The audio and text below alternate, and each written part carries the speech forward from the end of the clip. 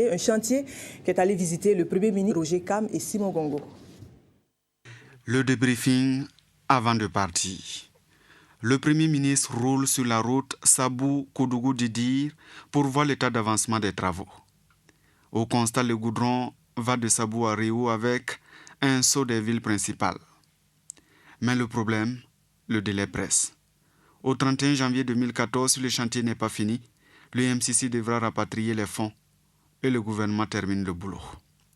À 5 mois du délai, le Premier ministre s'est dit inquiet et interroge l'entreprise. Tout va être mis en place. Tout est lié aux procédures. C'est pour ça que je dis que depuis 2 semaines, le MC a pris des dispositions. Voilà. Donc, lui-même pour vraiment soutenir les actions de la mission de contrôle pour permettre au chantier d'avancer. La raison de l'inquiétude, c'est ici. Le pont de Pouni en cours est plus de 20 km à bitumer. L'entreprise et le bureau d'études CET Tunisie chargé du contrôle rassurent. Sauf qu'il faudra résoudre un certain nombre de problèmes. Ici, les populations refusent de donner l'eau des mares à l'entreprise. Le Premier ministre prévoit des forages pour les rassurer, car pour lui, il n'est pas question que le gouvernement débourse un seul sou sur le chantier. Vous imaginez, si nous devrons débourser 10, 11, 12 milliards, c'est quelque chose. Alors donc c'est pourquoi je lance vraiment un appel à l'entreprise, au bureau d'études, pour que vraiment les uns et les autres travaillent encore plus pour que au moins l'essentiel soit fait. Les Américains disent avoir de l'argent disponible et la balle est dans le camp burkinabé. Côté entreprise, on rassure, le 31 mars, il y aura la fin du revêtement et le 31 mai, le pont sera fini. Quant aux travaux, ils finiront avant le 31 juillet. Après le constat, s'en est suivi une réunion express de mise au point avec tous les intervenants sur le chantier. Il faut que la route longue de 80 km soit livrée dans les délais. Réaffirmation donc du Premier ministre. Le point est toujours de nos envoyés spéciaux sur le chantier. C'est une rencontre des 4 vérités. Luc Adol Tiao tient à tirer les choses au clair pour situer les responsabilités en cas d'échec. Dans cette salle, la parole passe à tour de rôle. Joseph Bissiri Sirima du MCA fait le point des travaux et dit déjà qu'il n'est pas question que le gouvernement débourse un seul sou sur le chantier. Puis, il passe la parole au contrôleur et à l'entreprise. Aujourd'hui, si on n'a pas d'approvisionnement en place, si les équipements ne viennent pas à temps, on aura des problèmes et on ne peut pas passer à la tâche suivante. Donc, au niveau de l'entrepreneur, il doit être organisé, bien organisé pour que tout ce qui est approvisionnement, tout ce qui est mise en place des équipements qui viennent de l'extérieur essentiellement seront en place. Quand il y a un problème, qu'on s'asseye sur le champ, que ces problèmes soient déontologiques, qu'on puisse trouver des solutions pour avancer dans le même temps. Et ne pas dire ça incombe à un tel, donc je prends mon temps. C'est vrai que si la mission de contrôle voulait user de toutes ses prérogatives, ça veut dire que pour une réception, elle peut s'accorder 20 jours.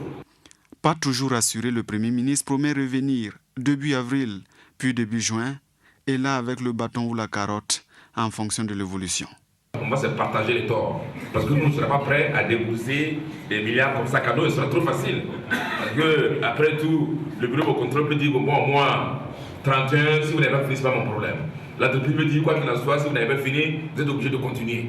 Donc, c'est l'État qui va payer. Nous n'avons pas d'argent. Si nous voulons utiliser ces sous-là, on peut faire autre chose. Mais on ne peut pas se permettre donc, de s'amuser, de voir des milliards partir comme ça en fumée. C'est une des rares fois que moi je suis sur un chantier où on me dit qu'il n'y a pas de problème d'argent. Quant au problème à résoudre, le gouverneur doit sensibiliser la population pour les indemnisations et l'accès à l'eau.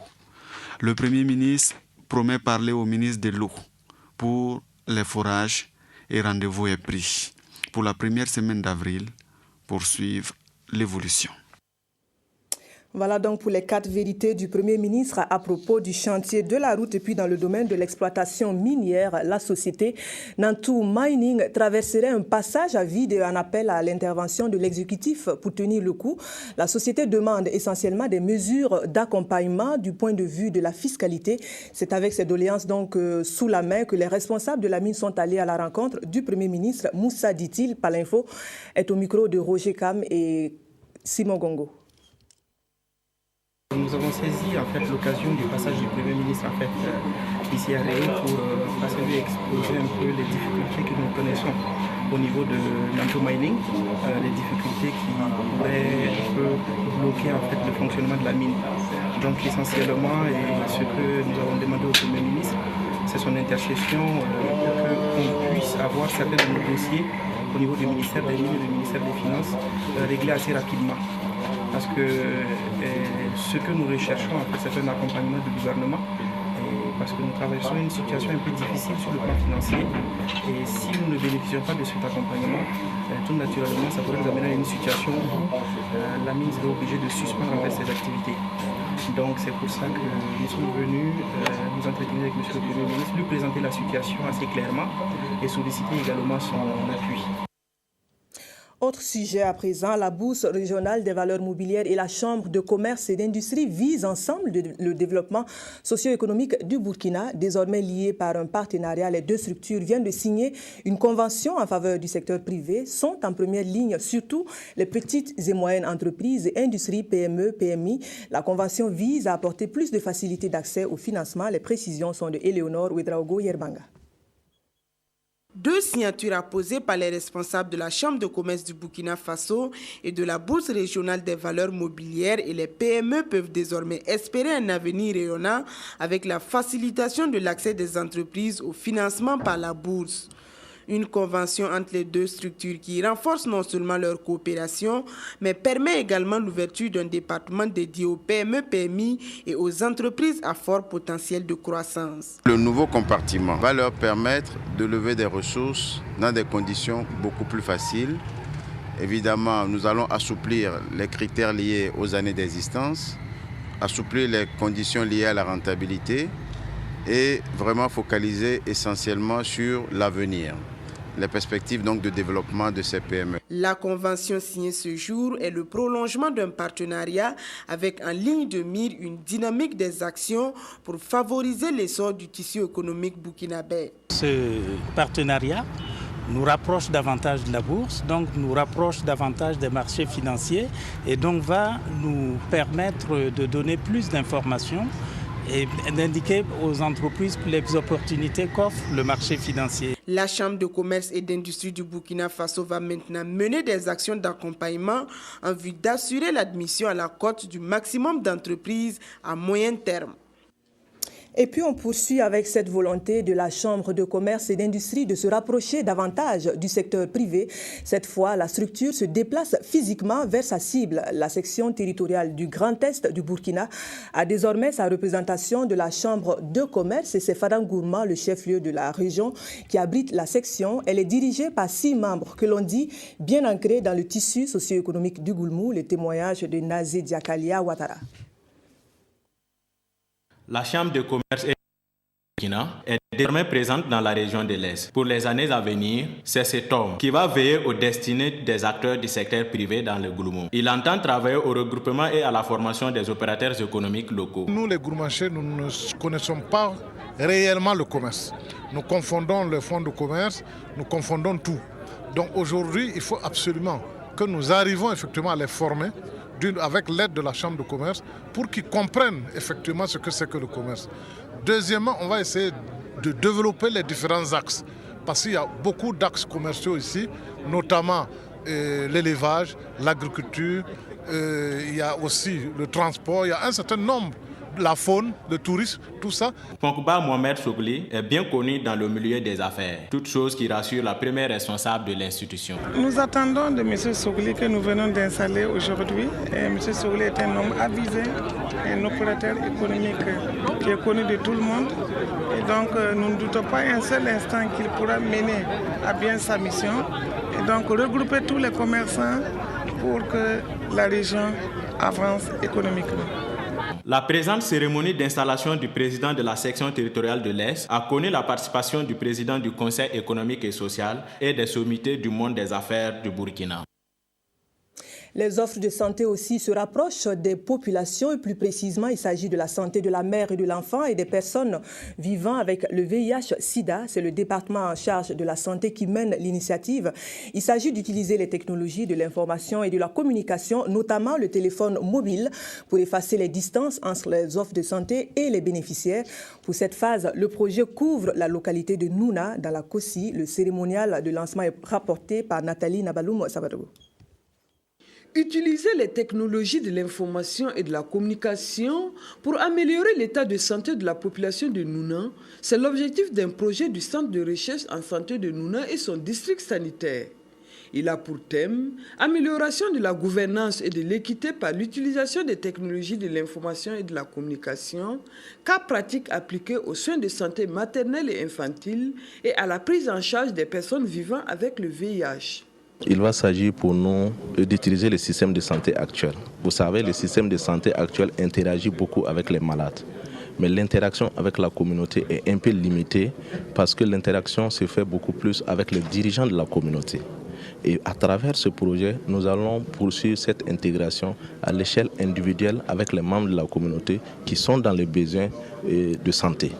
Donc, il va falloir développer une plateforme technique qui va aider à maintenir un canal de communication permanent avec les utilisateurs des services de santé maternelle et infantile, avec les patients souffrant de VIH. Dans le district sanitaire de Nouna, beaucoup de mères et d'enfants meurent en raison d'une offre insuffisante de services de santé. Au niveau de Nouna, nous sommes autour de 300 décès maternels pour 100 000 naissances vivantes. Et la même chose également au niveau de la mortalité infantile, nous sommes au niveau de 34. Au niveau national, c'est au niveau de 39. Au Nouna, nous sommes au niveau de 34. Il faut dire que nous avons ces informations parce que nous avons un observatoire qui nous permet de collecter des informations concernant les naissances, les décès, et nous faisons des autopsies verbales pour même savoir quelles sont les causes des décès. Le projet, premier du genre dans la sous-région, vise entre autres la mise en place d'une plateforme de santé mobile dans 5 CSPS, du système de surveillance démographique et de santé qui permettra d'intégrer le système de surveillance et d'autres systèmes d'information sanitaire. Renforcer les capacités de l'équipe de recherche ainsi que les acteurs de santé. Le projet a vu le jour grâce au soutien technique et financier du Centre de recherche pour le développement international du Canada à travers une contribution financière de plus de 200 millions de francs CFA. On regarde à présent du côté de la lutte pour la sécurité alimentaire. Engagée depuis belle lurette sur la question, la Fédération des groupements NAM basée à Waiguya actualise le combat à travers son concept La bourse d'échange des produits alimentaires. La Fédération convie les maillons indispensables de la chaîne de l'agriculture à renforcer le partenariat. La 9e édition de la rencontre se tient à Tougan, dans le Sourou. Les précisions sont de Bouma Ernest Nibi. Cette 9e édition de la bourse d'échange des produits alimentaires qui se tient sous le thème « Consolider la solidarité entre les différents acteurs » est une occasion d'échange entre les acteurs du domaine agricole. Elle va permettre aux participants de trouver des sources d'approvisionnement pour les zones qui connaissent permanemment des déficits céréaliers et des débouchés pour celles excédentaires pour l'écoulement de leurs produits. Il y a des céréales, mais il n'y a pas de débouchés. Parce qu'il y a des gens qui ont l'argent, mais il leur manque de quoi acheter. Et c'est pourquoi nous sommes venus ici, pour que les producteurs ne se découragent pas. C'est également l'opportunité pour les commerçants, les transporteurs et les producteurs de nouer des relations et de signer des contrats durables. Nous avons invité des commerçants de céréales. Nous avons invité les transporteurs aussi. Nous voudrions qu'au sorti, que ces gens-là se connaissent et qu'en partant, qu'il y a des contrats qui sont signés, des contrats fermes avec des producteurs des zones déficitaires, avec des transporteurs. Cette organisation de bourse d'échange comme ça, c'est très bien pour nous. c'est une occasion d'avoir des marchés, de nous encourager à plus de la production. La bourse d'échange des produits alimentaires est organisée chaque année. Et le choix de Tougan pour la tenue de la 9e édition s'explique par le fait que la province du Sourou présente d'énormes potentialités agricoles. On revient à Ouagadougou et ses environs pour faire le point sur un phénomène qui a la vie dure, la coupe abusive du bois. Même le terme de forêt classée ne freine pas les ardeurs des adeptes aux grandes dames des agents du ministère de l'Environnement et du Cadre de vie.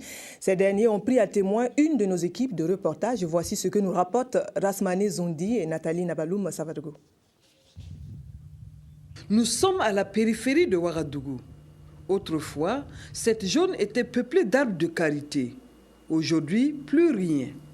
Et pour cause, la forte poussée démographique a eu raison de cette espèce, tant utile à la société. Le karité, c'est une espèce intégralement protégée qu'on ne doit pas couper. Et nous avons pu saisir ce tas de bois, surtout du karité, dans la zone périphérique de la ville de Ouagadougou. Et surtout dans la partie ouest, essentiellement vers Bassinko, Binsguin. Et c'est suite au lotissement opéré pour la cité en construction que les femmes qui sont venues soit de Bassinko ou bien de la zone des sinistrés de Yagma, qui viennent couper, soit nuitamment. Et aussi, les femmes, elles ne sont pas seules. Il y a des gens qui viennent, il y a des hommes qui participent à cette coupe également. Le phénomène est récurrent au niveau de la province du Kadiogo, essentiellement dans les périphéries de la ville de Ouagadougou. Les forêts classées ne sont pas épargnées. De nombreuses personnes s'adonnent à des coupes abusives du bois, surtout les espèces protégées. Le tas que vous voyez à droite, c'est du bois venu de la forêt classée de Goncé, qui est une forêt classée. Aussi, c'est une réserve de faune qui a été classée pendant même la colonisation et qui est menacée actuellement parce qu'on a constaté qu'il y a beaucoup de coupes. Logique, le directeur général des forêts et de la faune dit être obligé de sévir face à des individus qui trouvent une occasion de se faire de l'argent, même quand il s'agit d'espèces protégées. Nous avons aujourd'hui beaucoup d'études et beaucoup d'observations, beaucoup de missions, en tout cas qui nous renseignent qu'il y a des empiètements multiformes dans ces forêts classées. C'est vraiment regrettable. Alors là, c'est un cri de cœur qu'au niveau de toutes les régions, qu'il y ait encore une prise de conscience en ce qui concerne la gestion rapprochée de ces forêts classées. Et dans un futur très proche, le ministère de l'Environnement, bien sûr, aura bien sûr plusieurs missions dans toutes les régions pour rencontrer et les autorités régionales et les collectivités territoriales, toutes les communautés, tous les acteurs impliqués, pour qu'ensemble, nous puissions revisiter la problématique de la protection de ces forêts classées. Les normes internationales demandent que chaque pays regorge une couverture de végétation de 30%. Le Burkina Faso est dans la fourchette de 14 à 16%. Pour l'instant, les responsables comptent poursuivre la sensibilisation afin d'éradiquer ces genres de comportements. Voilà, le triste sort de nos forêts classées. Puis à Tinkodogo, dans le centre-est, les festivités de la 8e rentrée RTB battent leur plein. Des festivités qui n'auront pas occulté la réflexion. 3 panels animés par d'éminentes personnalités ont été offerts au public. Les sujets ont touché aussi bien la question de la transition vers la télévision numérique terrestre que la construction d'une société de paix via les médias. Le point de ces échanges avec Maxime Zongo. 3 communications ont été servies au nombreux public qui a pris d'assaut la salle de conférence retenue pour accueillir l'événement. Le temps a été donné par Philippe Kaoun, directeur de la prospective à la RTB. Le thème, la RTB à l'ère de la télévision numérique terrestre, enjeux et défis. On retient que le passage de l'analogie au numérique est prévu pour le 17 juin 2015. Son budget, 35 milliards de francs CFA, pour 10 milliards de disponibles. Dans tous les cas, a rassuré le conférencier au regard de l'enjeu, tout sera mis en œuvre par l'État pour ne pas rater le cap de 2015.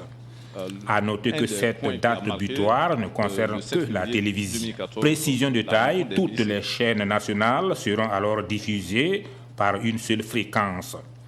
S'agissant de la réception des dispositions spéciales, dont Des subventions permettront de minimiser les coûts d'achat du matériel approprié, téléviseurs, décodeurs et j'en passe. La deuxième communication a été donnée par le professeur Serge Théophile Balima. Médias de proximité et construction de la paix étaient au cœur de la réflexion. Outre ses missions traditionnelles, informer, éduquer, distraire, les médias de proximité, selon Serge Théophile Balima, peuvent et doivent servir de vecteurs déterminants dans la promotion de la paix. Il suffit d'éviter de choquer, de tenir des propos et opinions qui mettent en mal la cohésion sociale et surtout privilégier une communication participative. Enjeux et défis de la communication dans le Centre S était le dernier panel proposé. 14 médias audiovisuels et 4 organes de presse écrite, le Centre S a toujours besoin d'un renforcement des infrastructures pour mieux accompagner le pôle de Bagré, ce grand projet qui suscite beaucoup d'espoir ici, mais aussi tous les autres secteurs de développement. En résumé, le conférencier dira que la communication est quelque chose de très fondamental car elle permet à la population de s'imprégner de tout ce qui se passe autour d'elle et par conséquent de se résoudre à participer aux décisions. Et puis cette triste réalité sur nos routes, un camion de transport en commun avec une trentaine de personnes à son bord a fini son trajet dans le décor hier dans la matinée sur l'axe Waiguia en direction de Titao. Au bilan, 26 blessés dont 12 graves, tous déportés au centre hospitalier de Waiguia, le point de Korotimi Kagone.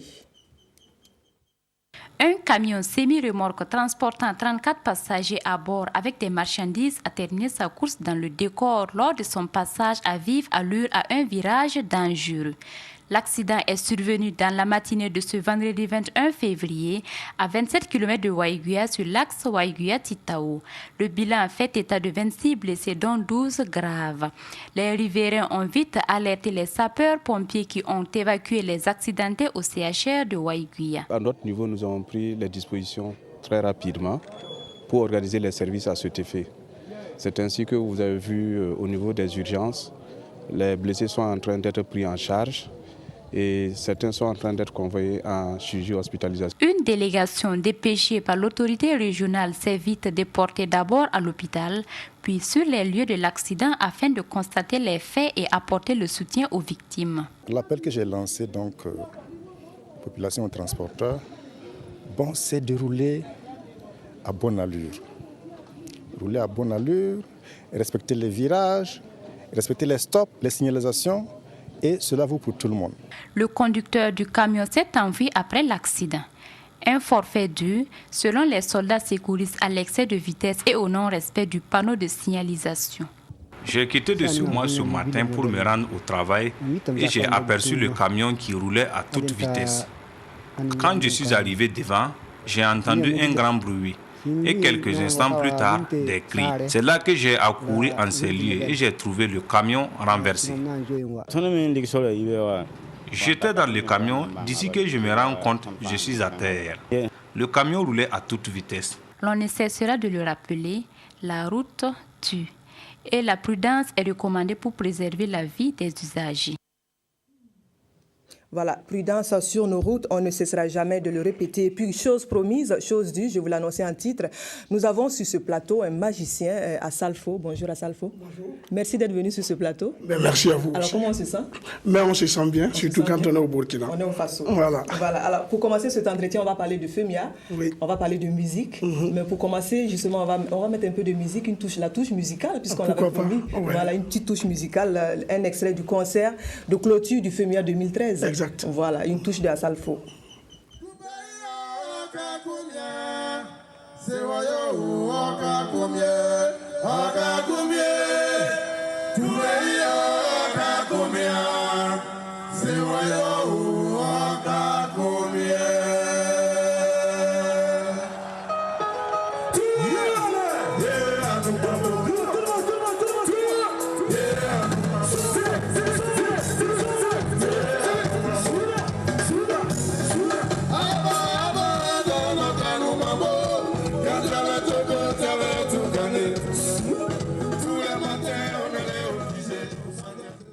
Voilà, l'ambiance est typique, hein, c'est une ambiance digne de Asalfo et du groupe Magic System. Alors, Asalfo, le FUMIA, la prochaine édition du FUMIA, c'est du 1er au 6 mars, c'est bien ça? 6 avril, avril, pardon. Oui. Alors, est-ce que vous êtes prêts? Comment se passent les préparatifs? Mais les préparatifs se passent très bien. Bon, avec ce genre d'événement, on ne dit jamais qu'on est prêt à 100%. Mais nous sommes en train de mettre tous les petits plans pour que cette édition soit une édition de réussite, parce que nous sommes à la 7e, et vous savez que le chiffre 7, c'est le chiffre de la perfection. Ça doit porter, voilà. Ça, il faut que ça vole très haut. Exact. Et quels sont les challenges pour une édition comme celle-là? C'est vrai qu'il faut que ça vole haut. Qu'est-ce qui est le plus difficile? Est-ce que c'est le financement? Est-ce que c'est le côté organisation? Est-ce que vous pouvez nous en parler? Non, le plus difficile, c'est le côté organisation. Côté financement, nous avons des partenaires qui ont accepté de nous accompagner depuis belle lurette. Pour une fois que les gens disent qu'il y a quand même l'argent pour organiser les choses. Non, mais si, nous sommes bien accompagnés parce que les gens ils savent que l'ADN de ce festival, c'est quand même le volet social. Donc les gens ils nous accompagnent bien. C'est côté organisation et puis côté programmation, parce que nous avons eu des éditions très élevées dans les années précédentes. Et cette année, nous avons voulu envoyer une programmation qui allait peut-être être égale ou même supérieure aux programmations que nous avons connues. En tout cas, pas moins que ce qu'on a connu. Voilà, c'est là le plus gros problème. Et vous savez que l'Afrique regorge de beaucoup de talents, donc nous n'avons pas eu assez de difficultés. C'est pourquoi cette année, nous avons eu la chance d'avoir Alpha Blondy pour la Côte d'Ivoire. Nous avons eu Amadou et Mariam pour le Mali, Fodé Barreau pour la Guinée. Ça, c'est les têtes d'affiche. J'allais poser la question. Voilà. Donc, tu me devances un peu sur ce sujet. Allons-y. Oui, Fodé Barreau pour la Guinée, Félix Gola pour la République démocratique du Congo. Nous avons Sana Bob qui va représenter le Burkina Faso. Voilà. Maxi Sedumedi qui va venir du Botswana. Youssoufa qui va venir de la France. Lady Ponce qui va venir du Cameroun. Et encore plein d'autres artistes ivoiriens sur place qui vont se faire valoir ce jour-là. Et pendant 3 jours, on va amuser les populations. Ben voilà, c'est vrai que ça a lieu en Côte d'Ivoire, mais c'est une manifestation panafricaine, on va dire. Donc tout le monde y est invité. Est-ce qu'à ce jour-là, vous avez la confirmation que ces têtes d'affiche que vous avez citées seront là? Parce que souvent, c'est ça le problème, on nous annonce des artistes et puis... Non, moi je suis un artiste, je n'accepterai jamais qu'on m'annonce sur un plateau tant que je n'ai pas signé mon contrat. Et donc aujourd'hui, en tant que commissaire, il y a des choses que je ne peux pas me permettre de faire. C'est parce que nous avons l'accord signé de tous ces artistes que nous nous permettons aujourd'hui d'annoncer cela. Alors donc là c'est bon, tu les tiens, il n'y a pas de souci? Non, il n'y a pas de souci. Même les gens qui sont à Ouagadougou, Abidjan est devenu trop proche de Ouagadougou, les routes sont bonnes. Ceux qui sont à Ouagadougou, du 1er au 6, peuvent faire le déplacement à Abidjan pour vivre ces 6 jours de folie avec nous, parce qu'on a envie d'associer tous les Africains à ce festival. Et tout le monde va venir, tous les artistes seront présents, ça sera la fête, ça sera la folie pendant les 6 jours. Voilà, il faut dire que le FEMIA, c'est de la musique, c'est vrai, mais il y a le volet social qui est très important, dont tu parlais tout à l'heure. Est-ce que tu peux nous en dire davantage sur ce volet social? Oui, le volet social, c'est important parce que, aujourd'hui, la fonction que j'occupe au sein de l'UNESCO, je crois que je me dois de m'investir à fond dans le social, surtout dans l'éducation et la santé. Donc, cette année, nous avons décidé, en plus de ce que nous avons déjà fait les années passées, d'offrir une école maternelle au village d'Anoumambo qui permettra à nos enfants, à nos petits frères, de pouvoir aller à l'école. C'est-à-dire, nous, on n'a pas eu la chance de faire l'école maternelle. On allait directement au primaire, mais nous allons permettre aux enfants d'Anoumambo de connaître aussi le goût de l'école maternelle avant d'aller à l'école primaire. Donc le volet social est l'ADN même du festival. Nous mettons tout en place pour que les populations vivent des moments plus confortables pendant ces jours et même après le FEMIA. Donc cette année, il y aura un volet social. C'est le don de l'école maternelle au village d'Anoumambo et le don aussi des médicaments à toute la commune de Yopougon qui accueille la décentralisation du FEMIA. Il y aura 2 concerts à Anoumambo, mais le concert de clôture aura lieu dans la commune de Yopougon. L'année dernière, c'était à Bobo. Cette année, c'est Yopougon. L'année prochaine, ça sera ailleurs et pourquoi pas un jour à Ouagadougou. Waouh. Voilà. Alors, on va continuer sur le volet social parce que le volet social, comme vous l'avez dit, c'est un peu l'ADN du FEMIA. Alors, est-ce qu'on peut faire une sorte de bilan de ce que vous avez pu faire jusqu'à présent? On parle bientôt de la 7e édition. Oui. ce que nous avons fait jusqu'à aujourd'hui, je vais citer pêle-mêle la construction de l'école primaire, de 6 classes que nous avons offert au village. Il y a aussi la réhabilitation de l'hôpital, il y a la réhabilitation de la pouponnière de Yopougon, il y a la construction d'une classe à l'orphelinat de Benjerville, il y a la réhabilitation de l'orphelinat de Boaké et des orphelins aussi de Gagnoua qui ont bénéficié aussi d'un don en numéraire et en matériel. Et bon, je crois qu'il y a plusieurs dons comme ça dont on ne peut se souvenir, mais nous avons la chance d'être accompagnés par des partenaires et j'espère qu'il y aura la pérennité pour ce festival qui va nous permettre d'offrir plus aux populations. On veut même aller au-delà de la Côte d'Ivoire, offrir à tous ceux qui, sur cette Afrique, ont besoin d'appui, ont besoin de soutien. Alors, d'où est venue cette fibre sociale de Assalfo, du groupe Magic System de façon générale? Mais vous savez, quand on parle d'un village comme Anoumambo, on a besoin souvent de regarder dans le rétroviseur parce que nous avons souffert dans un quartier qu'on appelait quartier précaire. Et aujourd'hui, quand on a la chance d'être au sommet de son art, je crois qu'on peut penser à ce qu'on a laissé derrière. Et c'est de là qu'est venue l'idée. On s'est dit, on ne peut pas finir toute la misère du monde entier, mais on peut apporter un petit grain de sel. On dit qu'une goutte d'eau dans la mer, ça ne vaut rien, mais ça a au moins ajouté quelque chose. Donc nous, on veut essayer d'apporter notre contribution, on veut essayer d'aider tous ceux qui connaissent ce que nous avons connu l'année dernière. Souvent, c'est dur. Voilà. Tous ceux qui ont connu ce que nous avons connu dans notre année de galère et tout, je crois que c'est... Bon, je ne parlerai pas plus longtemps. Vous, quand on s'est connu à Anoumambo, vous devez savoir les populations, dans quelles conditions les populations vivent là-bas.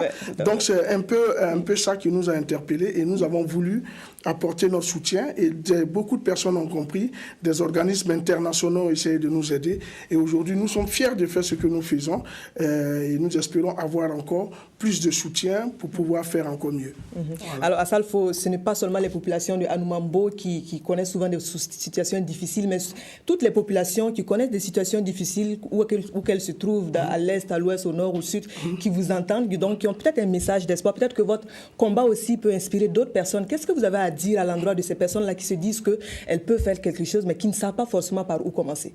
Mais j'ai envie de dire de se nourrir d'espoir et je crois qu'en toute chose, il faut l'espérance. Le parcours de Magic System justifie cela. Et je crois qu'il ne faut jamais désespérer parce que le jour qu'on baisse les bras, peut-être qu'on est à la veille. Qu'on allait trouver le filon. Donc il ne faut jamais baisser les bras, il faut toujours croire. Et moi je veux dire que ce n'est pas seulement pour les populations d'Anoumambo que nous faisons. La preuve en est que je suis là aujourd'hui, c'est pour un gala, pour lever des fonds, pour le Lions Club, pour aider des gens, des enfants qui sont dans des maladies qu'on ne peut pas guérir. De ce volet. Voilà. Donc pour nous, l'action sociale de Magic System, ce n'est pas seulement au FEMUA, mais ça s'étend à partout. Et partout où nous sommes sollicités pour apporter notre soutien, il n'y a pas de raison que nous hésitons. Voilà. Alors, on va revenir plus en détail, comme vous l'avez dit, sur les raisons de cette visite actuellement ici au Burkina Faso. Oui. Dites-nous un peu plus. Mais j'ai été contacté par le Lions Club du Burkina Faso pour pouvoir apporter non seulement de mon image, de ma personne et tout ce que je peux apporter de bien pour être solidaire à tous ces enfants malades-là au Burkina qui ont besoin d'être aidés. Donc j'ai donné de mon temps, j'ai donné de ma personne, j'ai dit il fallait que je vienne parce que c'est une cause noble et il fallait que je soutienne le Lions Club dans son action et montrer aussi à tout ce peuple burkinabé que nous ne sommes pas là que pour le peuple démuni en Côte d'Ivoire ou à Anoumambo. Nous sommes là pour tout le monde, nous sommes venus apporter notre soutien et je veux même profiter de l'antenne pour lancer un appel. Il faut que les gens viennent ce soir faire des dons pour que nous puissions aider. Il faudrait que ces genres d'actions se multiplient en Afrique parce que nous en avons besoin dans des classes un peu plus basses, comme on le dit. Alors, où, quand cette cérémonie dont vous parlez? Cette cérémonie aura lieu ce soir même à la salle des banquets et à partir de 20h. Et je crois qu'il y a plein d'artistes. Je suis venu avec des artistes d'Abidjan, de Paris. Pour mettre un peu l'ambiance aussi. Oui, des artistes burkinabés, parce que ce n'est pas seulement de venir donner. On passe de bons moments ensemble, voilà. Dans la solidarité. Utile et agréable. Utile et agréable. Il faudrait que tout le monde vienne et je crois que c'est pour ça que je suis là. Et j'espère que le fait que je me sois déplacé ne va pas être un temps perdu. J'espère que les gens vont venir. Et je dis même que ce soir, je viens avec le disque d'or de Magic System qu'on va mettre aux enchères pour pouvoir aider ces enfants. Ce disque d'or sera mis aux enchères. Ceux qui pourront l'acheter, ça pourrait non seulement permettre à ces personnes d'avoir quelque chose de bien, mais aussi d'aider des populations. Utile. Donc, il faut venir, il y a beaucoup de choses comme ça qui vont se passer ce soir. Amis téléspectateurs, vous qui êtes fans de musique, vous qui avez une fibre sociale très développée, le message est passé. Donc, rendez-vous ce soir à 20h à la salle des banquets de Ouaga 2000 avec le groupe, avec Assalfo et ses musiciens, et puis les Lions Club. Voilà, Assalfo, c'est la fin de cet entretien. Maintenant, s'il y a quelque chose qui est resté sur le cœur... Non, moi je voudrais dire merci à la télévision burkinabé, c'est le panafricanisme. J'avais vu des choses à la télé, je me suis dit, est-ce que ce n'est pas des choses qu'on dit comme ça? J'ai vu qu'il y a eu un bon jumelage entre la télévision burkinabé et la télévision ivoirienne. Et je crois que cette collaboration est en train de se concrétiser par ma présence sur le plateau. Et je dis merci à la RTB pour l'accompagnement, le partenariat. La RTB a toujours dépêché des équipes au FEMUA pour rendre compte aux populations burkinabées. Et je crois que cette année, ça sera encore le cas. Je dis merci à tout le monde. Voilà, c'est des mots de gratitude qui vont donc refermer ce journal. Merci de l'avoir suivi. Je rappelle que vous l'avez vu, l'artiste musicien, le magicien Gaou. Le Gaou magicien. Le Gaou magicien, c'est mieux que magicien Gaou. Non, magicien Gaou, ça c'est pas bon, c'est Gaou magicien. Gaou magicien, d'accord. Voilà. Donc le Gaou magicien qui est avec nous sur ce plateau, merci de l'avoir suivi. Bon appétit si vous êtes à table.